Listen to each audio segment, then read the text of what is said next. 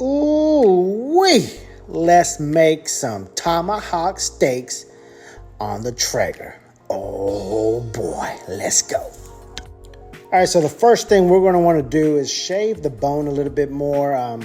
Some might come already shaved, like this one. This one right here to the right was already done very well, but this one needs a little bit of extra shaving. You want to go ahead and do that. That way the presentation is better.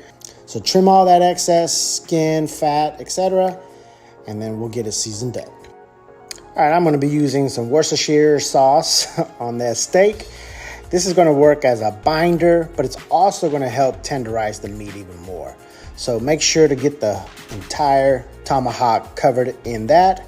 Now we'll move on to seasoning it. I'm using a blend that I'm working on. Sorry, so I can't give you the ingredients, but use your favorite steak rub that you have and just make sure to cover the entire tomahawk. Again, kind of like the Boston butt, you cannot over season this tomahawk. This is 3 pounds right here.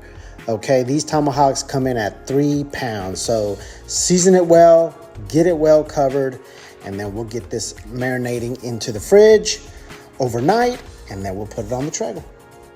All right, our tomahawks have been marinating overnight, so I'm gonna go ahead and set my Traeger to 225 degrees, and I'm gonna put it on super smoke. Once it gets to temp, let's go ahead and put our tomahawk steaks in, and we're gonna insert a probe into the thickest part of the steak without touching the bone. And we're gonna set our target temp to 120 degrees. When it reaches that, I'm gonna put in 2 cast iron skillets. I'm gonna crank it up to 400 degrees, and then we'll reverse sear these bad boys. Oh, look at that. These are searing away nicely. Get it seared on both sides till you get to about 130 degrees. Make sure to let the tomahawks rest for 10-15 minutes. Get all those juices reestablished before you go cutting into it. I'm gonna cut it away from the bone, and I'm also gonna cut out the spinalis. As you see here, I like to cut that out separate and cut those into chunks.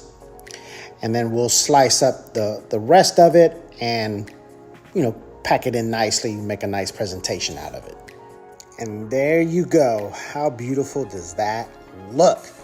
You guys need to make this. Let me know how it worked out for you. Till next time, eat well, my friends. Eat well.